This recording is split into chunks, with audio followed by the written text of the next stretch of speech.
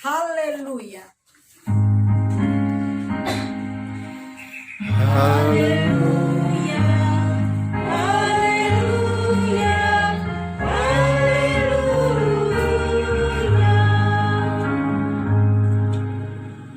Shalom.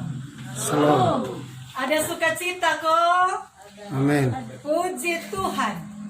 Tidak rasa hari ini kita beribadah di minggu pertama bulan Mei. Kita sudah ada di bulan yang kelima. Dan karena itu di bawah terang bacaan Injil Lukas pasal 24 ayat 13 sampai 35. Kita dihantar dalam sebuah tema. Kehadiran Yesus dalam budaya membawa harapan. Kehadiran Yesus dalam budaya membawa harapan. Bapak, mama, anak-anak, keluargaku yang diberkati Tuhan. Ada satu berita yang viral di minggu lalu.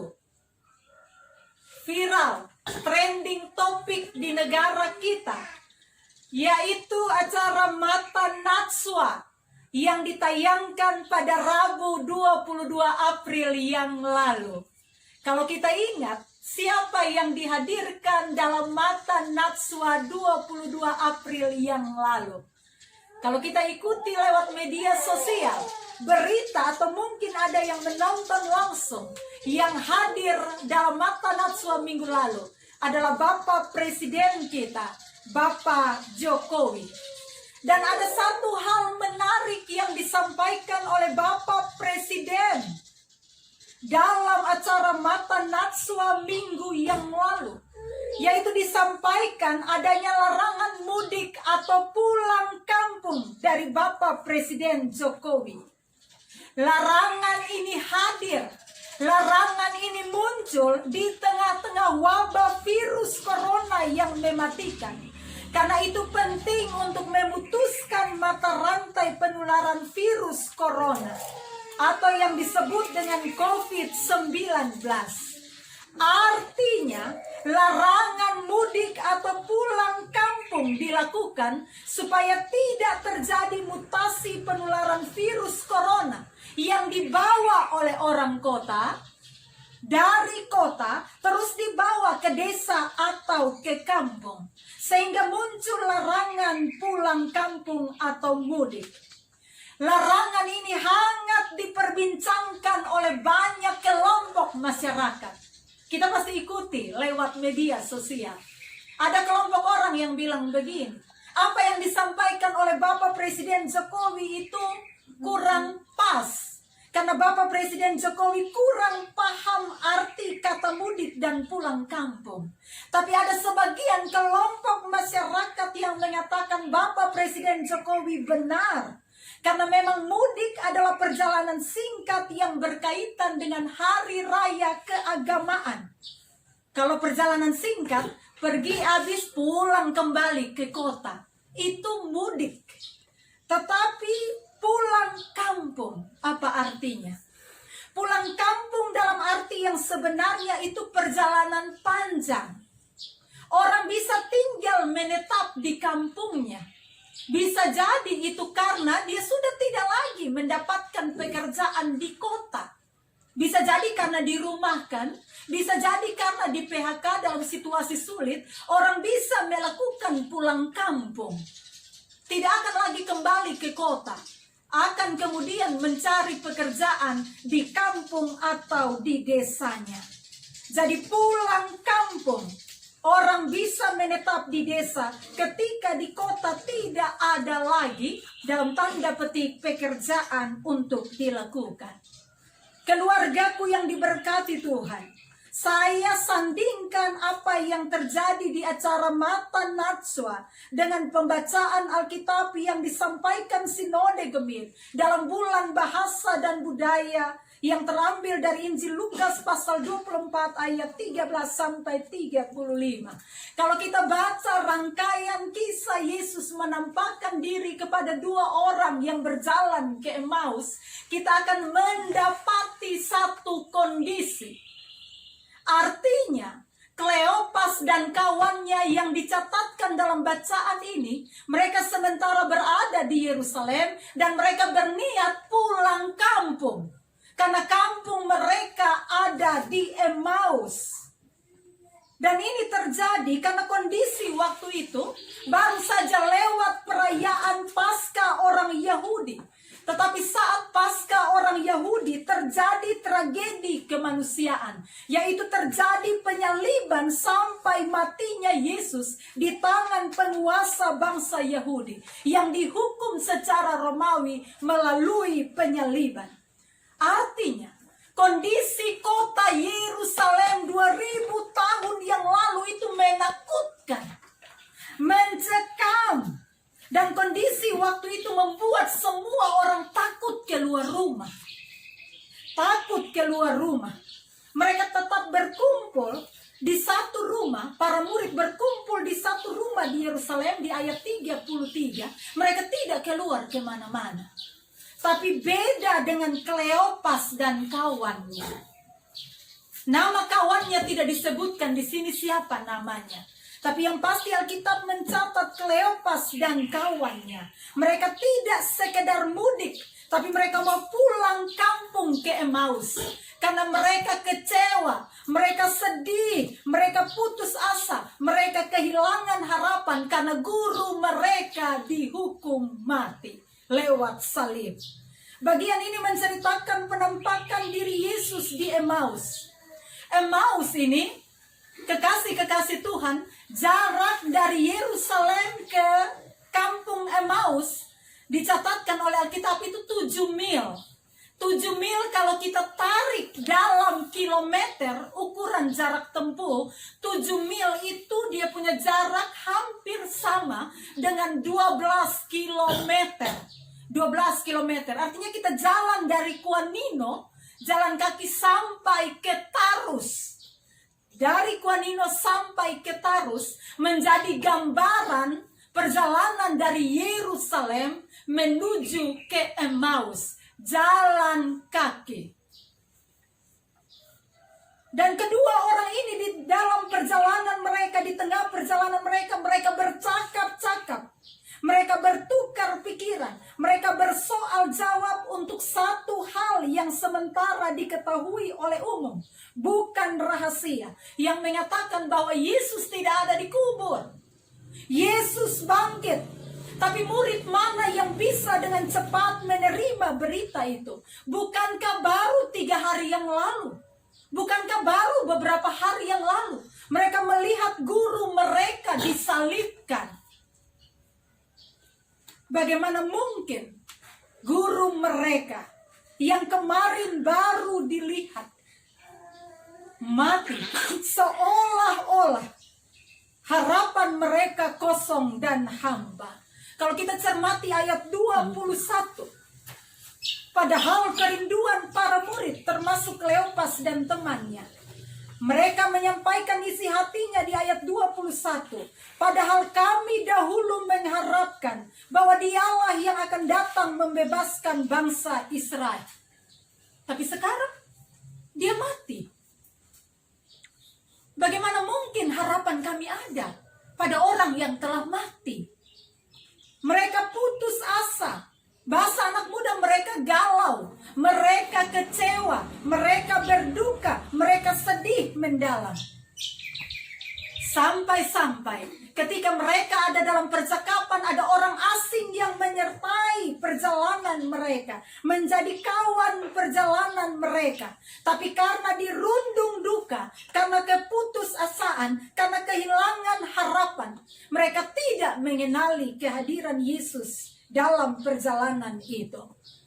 Karena situasi yang putus asa, kecewa dan kehilangan harapan, Kleopas dan kawannya memilih pulang kampung.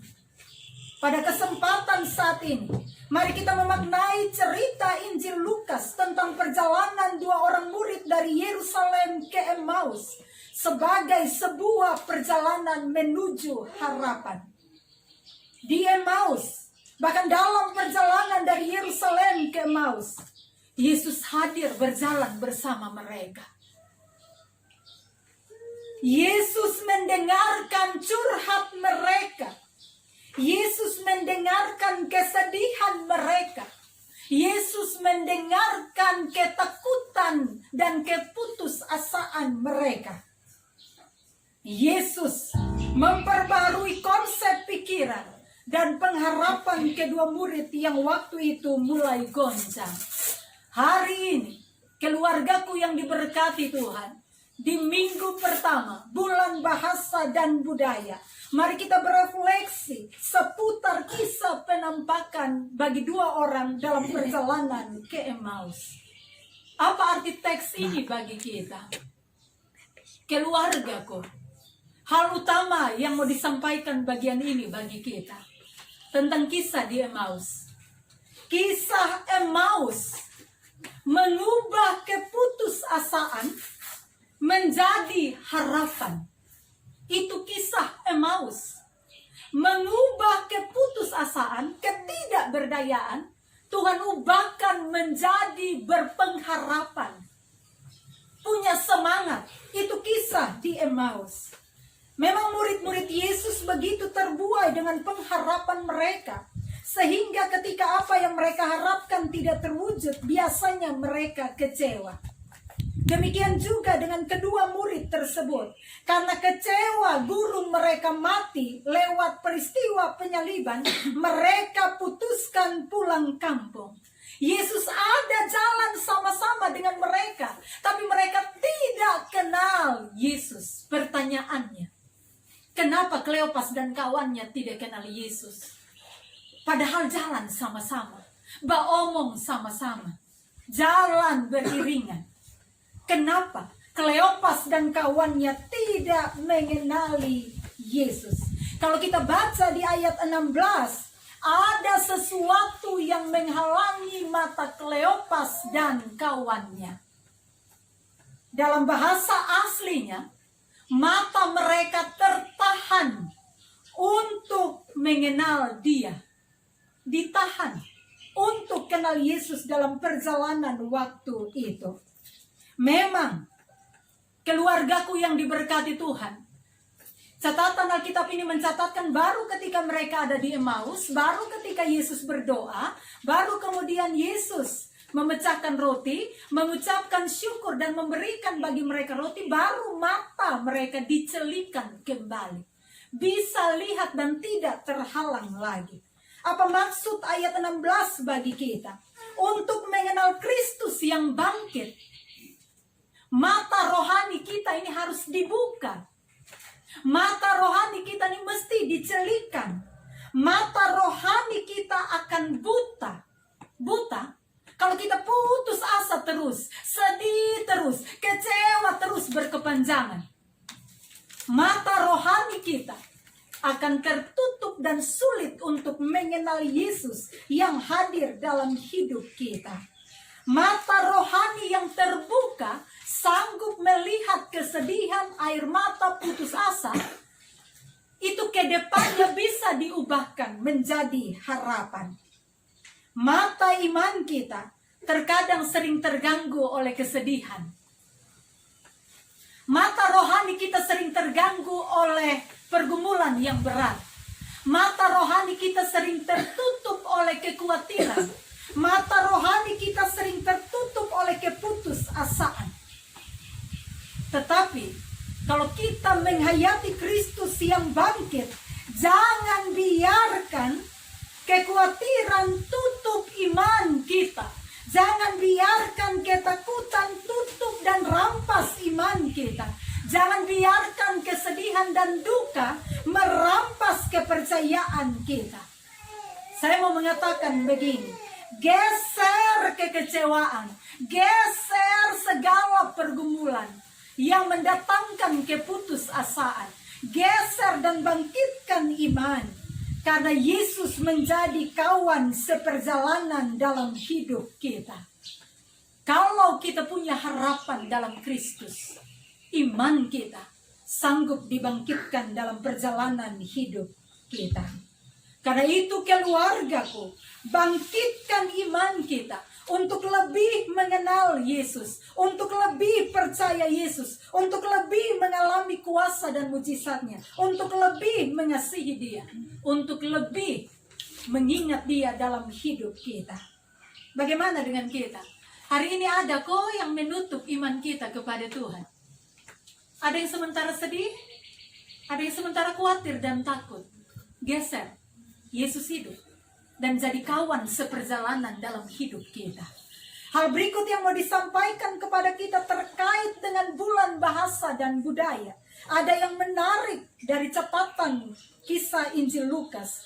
Yesus hadir dalam budaya keramatamahan dan budaya kebersamaan.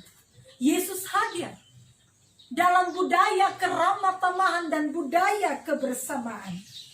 Kalau kita melihat dari jalan ke Yerusalem ke jalan ke Emmaus, ada tanda-tanda budaya yang tercatat jelas. Saya mencoba untuk menyampaikannya bagi kita. Jalan bersama itu budaya. Bercerita bersama atau bercakap-cakap bersama, tinggal bersama, makan bersama, itu tanda-tanda kebersamaan yang disampaikan dalam budaya bagi kita. Dapat dikatakan bahwa budaya keramatamahan dalam keluarga membuka ruang kebersamaan, melintasi keputusasaan menuju harapan. Yesus hadir dalam kebersamaan selama perjalanan sampai ke rumah mereka. Tanda yang paling khas untuk mengenali Yesus, makan bersama dengan mereka, ambil roti, ucap syukur dan memecahkannya dan memberikannya kepada mereka. Ayat 30. Kebersamaan itu manis. Kebersamaan itu indah. Saya pernah menyampaikan kepada jemaat, kalau ketong pemuka ini asam ke cuka, muka asam, kerja ju muka asam, semua muka asam, duduk ibadah ju muka asam, semua muka asam, kemana kebersamaan itu ada? Tidak akan ada. Kalau muka asam ke cuka, orang Kupang bilang muka son angkat, kemana orang mau suka cita? Tetapi kalau kita punya muka ini bikin manis karena senyum. Biar ketong pemuka ini di angka 6 ke bawah, karena tukang senyum, dia manis ke kecap ABC, saya bilang. Lain muka kalau 5 ke bawah, le asam terus, awi. Karena kok kita mau bersama, kakak jiba na senyum, Senyum, kerja senyum, bikin apa-apa senyum. Karena apa? Mendatangkan sukacita. Apalagi dari kisah ini Yesus jadi tamu di Emmaus. Kalau tamu datang di rumah kita, naik muka angka dong. Senyum. Kalau katong sepasang muka angka na dong berdiri di luar sah. Tidak masuk lagi ke dalam. Saya mau katakan begini, yang muka culas dong bertobat sudah. Bangkitkan budaya kebersamaan, bangkitkan budaya keramatamahan, bangkitkan kebersamaan yang tidak ternilai sukacitanya. Bercerita bersama, makan bersama, dampingi anak-anak belajar bersama. Bahkan hadir dalam pergumulan bersama sebagai keluarga itu indah.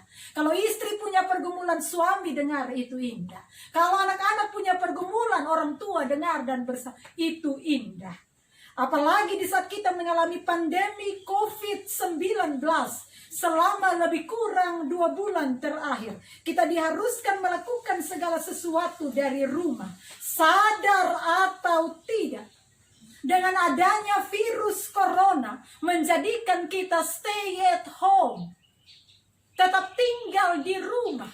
Untuk melakukan segala aktivitas kita, untuk melakukan segala hal yang kita rencanakan, semua dari rumah bersama-sama dengan keluarga. Kalau tidak, seperti ini tidak ada himbauan untuk stay at home. Saya percaya ada bapak-bapak, mama-mama yang ketika bekerja keluar pagi, masuk malam, kadang anak-anak sudah tidur. Dan ini yang terjadi, tetapi ketika saat ini kita manfaatkan budaya kebersamaan dalam keluarga. menyadari kerapuhan dan keterbatasan kita.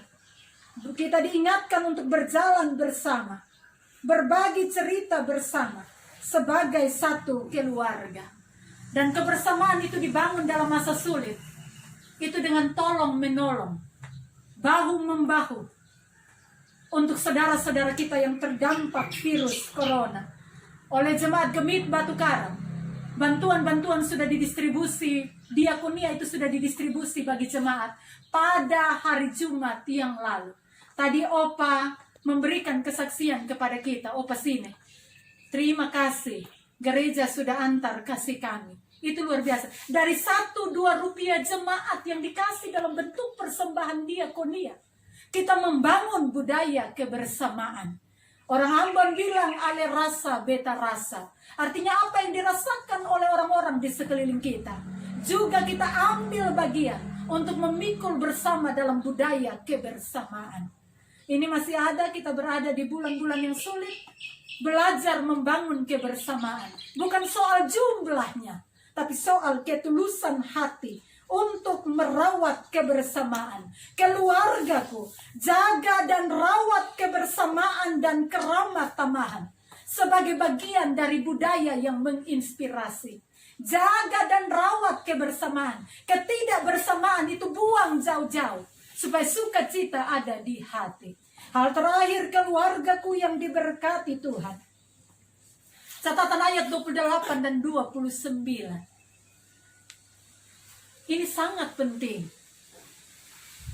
Undang Yesus tinggal dalam rumah kita, rumah hati kita, rumah keluarga kita, pasti ada mujizat. Undang Yesus tinggal di dalam hati kita, tinggal di rumah kita, supaya kita bisa melihat mujizat kasih Tuhan di hidup kita. Memang ayat 28 dan 29 ini kisah yang menjadi titik balik. Yesus itu tahu, mengerti pergumulan Kleopas dan kawannya. Tapi ayat 28 dan 29 menuliskan, Yesus ini luar biasa. Yesus ini bertindak seolah-olah ingin melanjutkan perjalanan. Tetapi bagian di ayat 28 dan 29 mengatakan kepada kita, Kleopas dan kawannya sangat mendesak. Sangat mendesak itu memohon Yesus untuk tinggal di rumah hari itu. Memohon. Sangat mendesak Yesus untuk tinggal di rumah mereka. Kenapa demikian? Yesus bertindak seolah-olah ingin melanjutkan perjalanan supaya Yesus tahu seberapa penting kehadirannya bagi Kleopas dan kawannya. Ternyata ketika orang punya kesedihan yang berat, ketika orang punya kekecewaan yang berat, orang membutuhkan Tuhan untuk menolong. Membutuhkan Yesus hadir.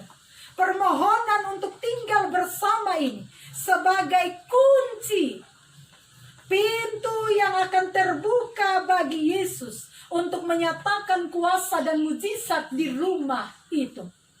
Kalau kita buka pintu hati, kalau kita buka pintu rumah untuk Yesus tinggal di dalam rumah dan hati kita, percayalah, Dia sanggup menyatakan kuasa dan mujizatnya. Mata mereka dicelikan ketika mereka mengenali Yesus, itu mujizatnya. Jadi awalnya itu mata mereka tertutup, mata iman mereka tertutup, dibukakan, itu mujizat. Mujizat yang dinyatakan. Dan kedua murid itu tidak menyia-nyiakan waktu. Mereka diliputi sukacita dan kegembiraan. Mereka yang tadi berjalan dari Yerusalem ke Emmaus, berapa kilometer keluargaku? Yerusalem ke Emmaus? 12. Ketika mereka kenal Yesus, mereka bersemangat, mereka sukacita balik lagi dari Emmaus ke Yerusalem. Emmaus ke Yerusalem kembali berapa kilometer? Sama, 12 kilo. 12 tambah 12, dalam satu hari mereka tempuh perjalanan PP. Pulang pergi, Yerusalem, Emmaus, Emmaus, Yerusalem, 12 tambah 12, 24 kilo. Siapa yang kasih semangat untuk mereka? Yesus yang bangkit. Awalnya pergi pertama jalan noe-noe, tidak semangat, duka tutup iman mereka. Tapi pulang kembali ke Yerusalem itu pulang yang berbeda. Mungkin waktu datang perjalanannya sekitar 1-2 jam, tapi pulang ini orang Kupang bilang, nah cepat mati. Karena apa? Semangat ada bersama-sama dengan mereka.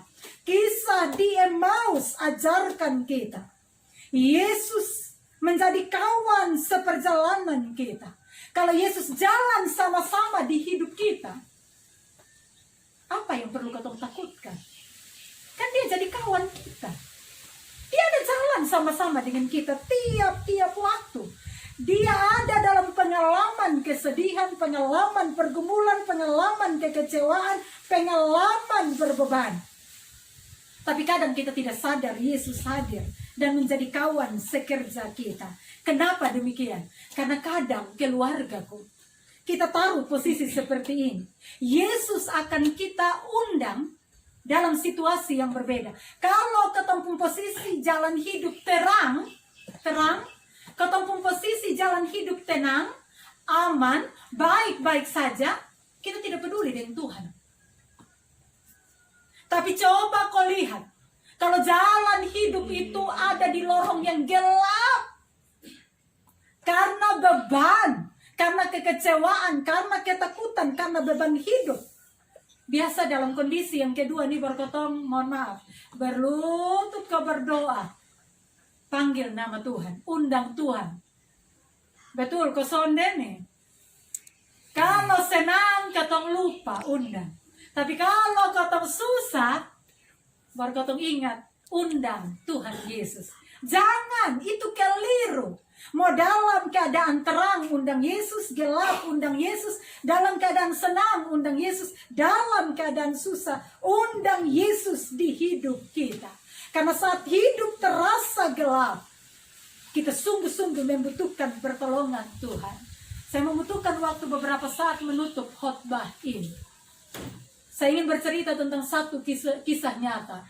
Di balik pujian Kidung Jemaat 329. Pujian dalam Kidung Jemaat 329. Kalau kita menyaksikan di Kidung Jemaat kita masing-masing, ada pujian yang dituliskan dengan judul Tinggal Sertaku. Ada kisah di balik penulisan lagu Tinggal Sertaku. Kalau kita baca di bagian paling bawah, itu kita akan menemukan syair lagu ditulis oleh siapa? Syair lagunya ditulis oleh seorang yang bernama Henry Francis Lyte di tahun 1847. Saya ingin bercerita sedikit tentang kisah di balik lagu Tinggal Sertaku. Henry ini dilahirkan di negara Skotlandia. Dan ketika di masa kecilnya mereka pindah ke London, bapaknya meninggal dunia. Lepas bapaknya meninggal, pergumulan yang sangat berat itu dia alami dalam hidupnya. Beruntun, terjadi ini iko-iko. Dari dia kecil sampai dengan dia dewasa, pergumulan hidup itu sangat tidak terlepas dari hidupnya. Lepas bapaknya meninggal, mamanya meninggal. Habis mamanya meninggal, adiknya meninggal. Dia jadi yatim piatu. Sesudah itu kemudian dia menikah bersama dengan seorang yang bernama Anne. Kemudian dikaruniai satu orang anak perempuan. Dia punya anak perempuan juga mati. Dan tidak hanya itu, bukan saja orang-orang di sekelilingnya yang meninggalkan dia, tetapi kesehatan pun tidak jadi bagian dari dirinya. Karena dia mengalami sakit-sakitan tiada henti sepanjang hidupnya. Dia mengalami sakit gangguan pernapasan atau disebut dengan asma dan bronkitis. Sampai dia mati, dia mengalami sakit gangguan pernapasan. Bisa dibayangkan pergumulan sejak kecil? sampai dengan dia menikah dewasa sampai mati. Sangat-sangat berat. Perjalanan hidup Henry bukan perjalanan yang ringan, tapi yang menarik. Ketika dia mengalami satu peristiwa yang berat, dua peristiwa yang berat, berulang-ulang kali peristiwa yang sangat berat, dia punya waktu duduk tenang, mengundang Yesus hadir dalam hidupnya. Karena dia percaya Yesus tetap baik. Yesus tetap baik. Yesus tetap baik meskipun dia mengalami berbagai pengalaman hidup yang berat. Karena itu, berefleksi dari kisah penampakan di Emmaus, dia menuliskan sebuah lagu yang berjudul Tinggal Sertaku, yang dalam bahasa asli dituliskan bagi kita, Abide with me. Tinggal sertaku, di mana Henry mau bilang, sekalipun ada beban berat, tetap bersandar. Tetap undang Yesus hadir. Karena dia sanggup menyatakan kuasa dan pertolongannya. Kuncinya, undang Yesus. Undang Yesus. Karena dia tetap baik. Dia tetap baik apapun kondisinya. Bagaimana dengan keluargaku yang diberkati Tuhan? Setiap kita yang mendengarkan firman hari ini, kita belajar dari kisah penampakan di Emmaus. Kita belajar dari kesaksian yang indah di balik lagu Tinggal Sertaku karya Henry. Kita belajar bahwa Yesus bangkit. Yesus hidup. Dia bisa menjadi kawan sekerja yang mendengarkan segala isi hati kita. Ia senantiasa menyertai kita di lorong paling gelap sekalipun. Kalau hari ini keluarga-keluargaku mengalami beban, ada kau yang di PHK, ada kau yang sementara dengar firman Tuhan ini dirumahkan, ada kau yang ketika dengar firman ini pendapatan biasanya 100% berkurang 50%. Ada kau yang biasanya bisa beli ini dan itu di dapur lebih, tapi kali ini harus bergumul, berjuang, menangis baru beli. Jangan takut. Jangan khawatir, jangan putus asa, jangan kecewa. Ada Yesus yang bangkit, yang menjadi sahabat seperjalanan dalam hidup kita. Soalnya adalah, pertanyaannya adalah, berapa banyak dari kita yang akan dengan rela hati undang Yesus tinggal di dalam rumah kita? Stop takut, stop cemas, stop berputus asa, stop sedih mendalam, stop. Bahasa anak muda bilang X, stop, berhenti. Karena ada Tuhan Yesus yang sanggup menolong kita sebagai sahabat seperjalanan hidup kita. Selamat membuka mata iman untuk menikmati indahnya mengundang Yesus tinggal di rumah kita. Tuhan Yesus benar-benar bangkit. Tuhan Yesus benar-benar hidup. Percayalah, Dia sanggup menyatakan kuasanya. Amin.